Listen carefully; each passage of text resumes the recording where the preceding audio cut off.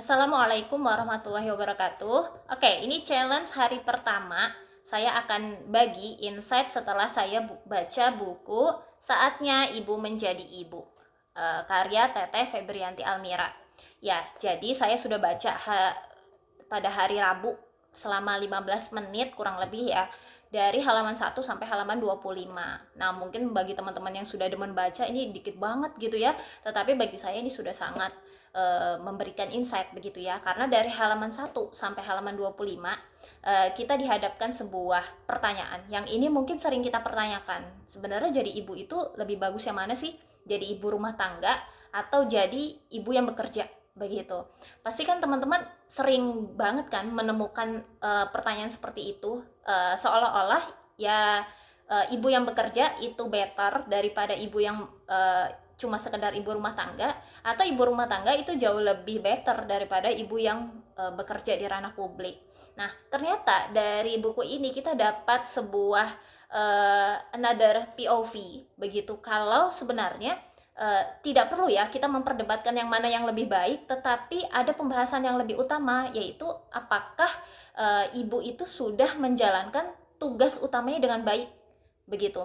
Kenapa? Karena memang seorang ibu itu kan jelas ya, dia memiliki tugas utama, yaitu tugas utamanya adalah mendidik anak, kayak gitu. Nah, ketika dia menjadi ibu rumah tangga, pertanyaannya adalah apakah dia sudah mendidik anaknya dengan baik. Kemudian ketika dia menjadi ibu yang bekerja di ranah publik, apakah dia sudah mendidik anaknya dengan baik. Nah, itu kan pertanyaan yang seharusnya bisa terjawab seperti itu. Kenapa? Karena jangan sampai begitu ya, kita justru menjustifikasi ibu rumah tangga itu pastinya lebih baik dalam mendidik anak. Kenapa? Karena dia hampir 24 jam membersamai anaknya. Atau ibu yang bekerja di ranah publik itu tidak better, begitu ya, tidak lebih baik. Kenapa? Karena dia lebih memilih untuk berada di luar daripada mendidik atau membersamai anaknya. Nah, jadi dari buku ini kita dapat insight begitu, bahwa poin utamanya adalah sejauh apa seorang ibu itu bisa menjalankan dengan maksimal tugas utamanya dalam hal mendidik anak begitu. Tentunya nanti mendidik anak sesuai dengan fitrahnya dia sebagai manusia, seperti itu.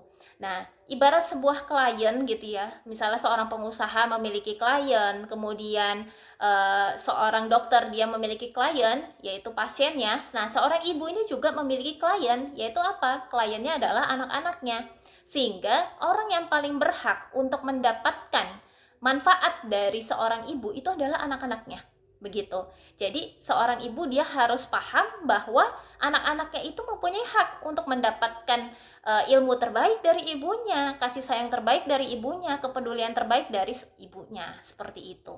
Nah, kemudian di buku ini juga tadi ya, di halaman 1 sampai 25 kita juga digambarkan begitu oleh Teh Febri begitu ya, bahwa yang namanya pendidikan anak itu bukan hanya tugas ibu begitu ya, tetapi ada pengibaratan yang namanya mendidik anak itu tugas bersama, yakni ada ayah, ada ibu begitu. Ayah ini diibaratkan sebagai kepala sekolah, kemudian seorang ibu ini diibaratkan sistem sekolah begitu ya, karena kita tahu dalam Islam ibu adalah madrasah begitu, sistem sekolah, dan anak-anak itu adalah siswa-siswi yang ada di sekolah begitu. Ini adalah pengibaratan yang cukup masyhur ya di tengah-tengah kita. Ibu itu adalah madrasatul ula gitu ya, sekolah pertama begitu, sekolah pertama dan utama. Dan juga seorang ayah itu adalah mudiruha, kayak gitu, artinya adalah kepala sekolahnya begitu. Dan keduanya itu seharusnya memainkan peran bersama-sama untuk mendidik anak begitu. Mendidik anak sebagaimana begitu ya, atau yang seperti apa, bahwa kita kembalikan anak itu kan adalah makhluknya Allah, anak itu adalah ciptaannya Allah, sehingga mendidik anak pun juga kita berupaya agar dia bisa seperti maunya Allah begitu, seperti kehendaknya Allah gitu. Kemudian agar anak itu memiliki visi dalam hidupnya begitu, jangan sampai anak itu terombang-ambing hidupnya kayak gitu ya. Selama kita menjadi orang tua justru kita tidak bisa menanamkan visi yang benar, kita tidak bisa menanamkan visi hidup yang seharusnya dimiliki oleh seorang muslim seperti apa begitu.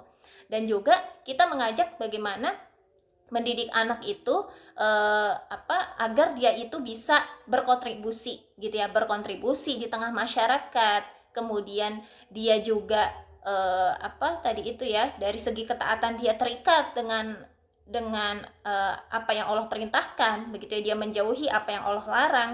Lalu dia juga bisa berusaha gitu ya, punya cita-cita yang besar untuk membangun sebuah peradaban.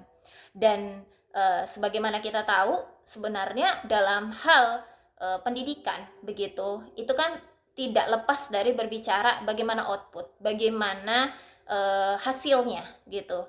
Apakah pernah begitu ya dalam kehidupannya kaum muslimin bisa menghasilkan generasi yang luar biasa begitu. Nah, ternyata memang pernah begitu. Yang pertama, yang pastinya pertama dan utama adalah kita melihat bagaimana Rasulullah Shallallahu Alaihi Wasallam itu hidup. Nah, Rasulullah itu hidup begitu dengan contoh sebagai figur yang memiliki masa kecil dan masa muda yang sesuai dengan fitrah begitu. Nah, lalu kita lihat bagaimana para sahabat begitu. Para sahabat, seorang Ali bin Abi Thalib di usianya yang sangat muda saat itu, tetapi Ali bin Abi Thalib itu menjadi salah satu dari orang yang pertama kali masuk Islam. Kemudian kita lihat lagi ada potret Usama bin Zaid, begitu ya, Sa'ad bin Abi Waqqas, kemudian Zaid bin Sabit, yang mereka itu adalah generasi yang hidup gitu ya, yang hidup di masa muda dengan penuh kalau bisa dikatakan itu dengan penuh kecemerlangan seperti itu. Kenapa? Karena memang kita bisa lihat mereka hidup sesuai dengan maunya Allah, sesuai dengan kehendak Allah.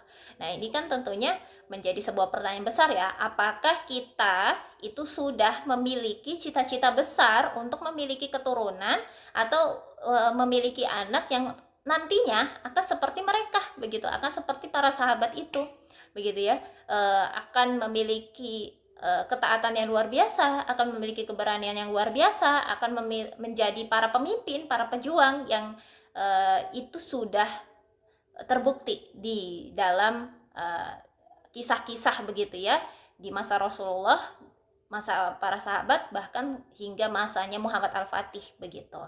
Ya, sekian untuk insight kali ini. Nanti akan dilanjutkan lagi di hari berikutnya. Kita akan baca halaman-halaman berikutnya ya. Ya, untuk teman-teman silakan untuk bisa juga ikutan baca begitu ya. Jadi kita sama-sama bisa mendapatkan pemahaman yang benar begitu ya. Dan kita bisa punya kebiasaan positif ya. Kita punya kebiasaan yang baik, yaitu membaca buku. Ya, wassalamualaikum warahmatullahi wabarakatuh.